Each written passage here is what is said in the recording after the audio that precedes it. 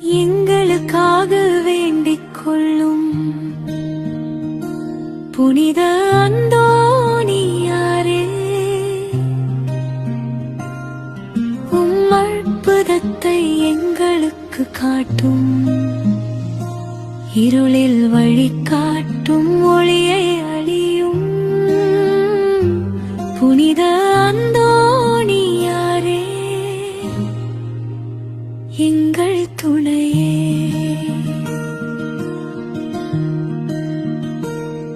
புனித அந்தோணியாரே, இரக்கம் நிறைந்தவரே, அற்புதம் செய்பவரே, உம்மை அழைக்கின்றோம்.